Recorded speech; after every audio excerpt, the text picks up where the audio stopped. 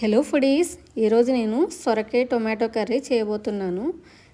ఈ కర్రీకి కావాల్సిన ingredients 2 onion, 2 tomato, 2 green chilli, 1 సొరకాయ. సొరకాయని పీల్ చేసుకుని తురుము పెట్టుకోవాలి. ఇప్పుడు స్టవ్ వెలిగించుకుని కడాయి పెట్టుకోవాలి. కడాయి హీట్ అయ్యేంత వరకు ఒక 2 నిమిషాలు వెయిట్ చేయాలి. ఇక్కడ నేను స్టీల్ కడాయి తీసుకున్నాను కాబట్టి త్వరగా హీట్ ఎక్కుతుంది. సో ఇందులో 2 స్పూన్లు ఆయిల్ యాడ్ చేసుకోవాలి. ఆయిల్ హీట్ అయిన తర్వాత దంచి పెట్టుకున్న గార్లిక్ని యాడ్ చేసుకోవాలి.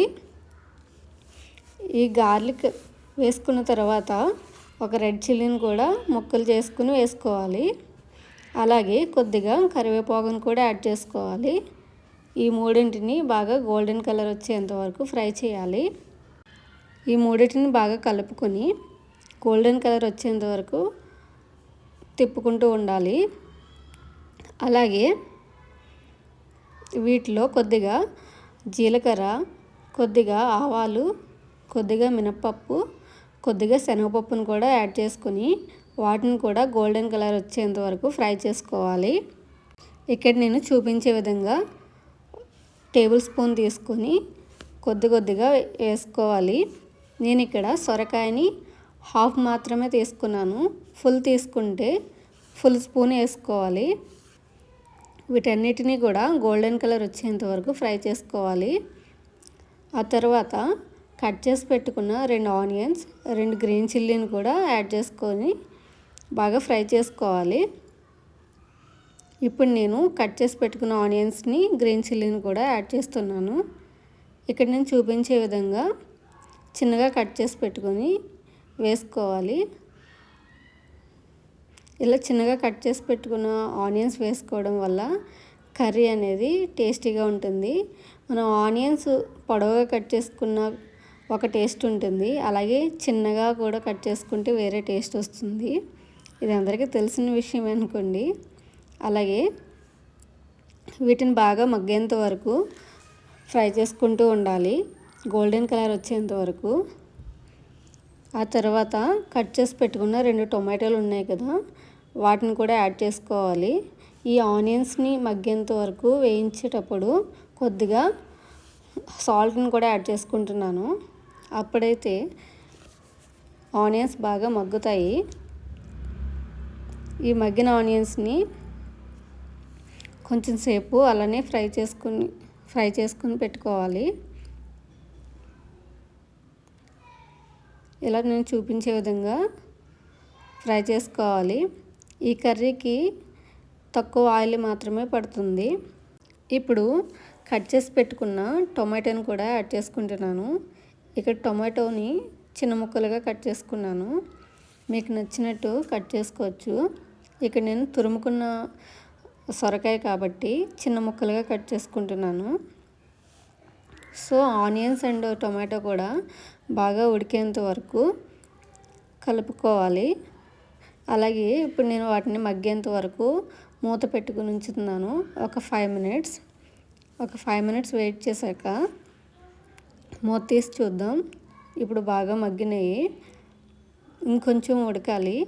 ఇప్పుడు ఒకసారి కలుపుకొని మనం తురుము పెట్టుకున్న సొరకాయని యాడ్ చేసుకుందాం. ఈ సొరకాయని యాడ్ చేశాక మనం ముందుగా వేసిన ఇంగ్రీడియంట్స్ అన్నీ సొరకాయకి పట్టే విధంగా బాగా కలుపుకోవాలి. ఇక్కడ నేను చూపించే విధంగా కలుపుకోండి. ఇక్కడ నేను చెక్క గరిటె తీసుకొని కలుపుతున్నాను. సో మీ దగ్గర ఏ గరిటె అయితే ఉందో ఆ గరిటెతో బాగా కలుపుకోండి. ఇలా తురుముకొని చేసుకోవడం వల్ల సొరకాయ కర్రీ చాలామంది ఇష్టపడతారు. చిన్నపిల్లలు కూడా చాలా ఇష్టంగా తింటారు. ఇప్పుడు ఒక 2 నిమిషాల పాటు అలానే పక్కన పెట్టుకొని కొద్దిగా పసుపుని యాడ్ చేసుకోవాలి. పసుపుని యాడ్ చేసుకుని బాగా సొరకాయకి పట్టే విధంగా బాగా కలుపుకోవాలి. ఇలా ఒక 5 నిమిషాల పాటు బాగా ఫ్రై అవ్వనిచ్చి మూత పెట్టుకుని ఒక 5 నిమిషాలు ఉడకనిద్దాం.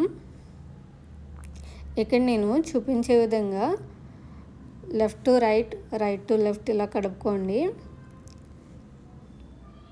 అలాంటప్పుడే మనం వేసిన ఇంగ్రీడియంట్స్ అన్నీ చక్కగా కలిసిపోతాయి. ఇప్పుడు మూత పెట్టుకుని ఒక 5 నిమిషాలు వెయిట్ చేద్దాం. ఇలా చేయడం వల్ల బాగా మగ్గుతుంది. సొరకాయలో ఉన్న నీరు మొత్తం కిందకి వస్తాయి. ఇప్పుడు చూద్దాం. ఇప్పుడు చూడండి, నేను చెప్పిన విధంగా సొరకాయలో ఉన్న వాటర్ బయటకు వస్తుంది. ఇందులో మనం వాటర్ యూజ్ చేయాల్సిన అవసరం లేదు, ఎందుకంటే ఆల్రెడీ సొరకాయలో వాటర్ ఉంటుంది. ఇక్కడ నేను 2 స్పూన్లు రెడ్ చిల్లీ పౌడర్ని యాడ్ చేసుకుంటున్నాను. మీ స్పైస్ తగ్గట్టు మీరు యాడ్ చేసుకోండి. ఇక్కడ నేను 2 టేబుల్ స్పూన్ యాడ్ చేసుకున్నాను. సో ఇది బాగా సొరకాయకి పట్టే విధంగా బాగా కలుపుకొని ఒక 5 నిమిషాల పాటు బాగా కలుపుకొని మూత పెట్టుకొని మగ్గనిద్దాం.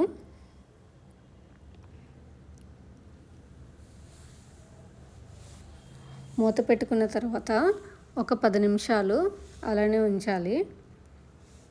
అప్పుడు కూర మొత్తం బాగా మగ్గుతుంది. ఇప్పుడు చూడండి, నేను చెప్పిన విధంగా బాగా మగ్గింది కర్రీ. ఇందులో మనం వాటర్ యూజ్ చేయలేదు. ఇప్పుడు కొరియాండర్ యాడ్ చేసుకుందాం. నా రెసిపీ కనుక మీకు నచ్చినట్టయితే like, share, subscribe to my channel taste of nature. Thank you for everyone.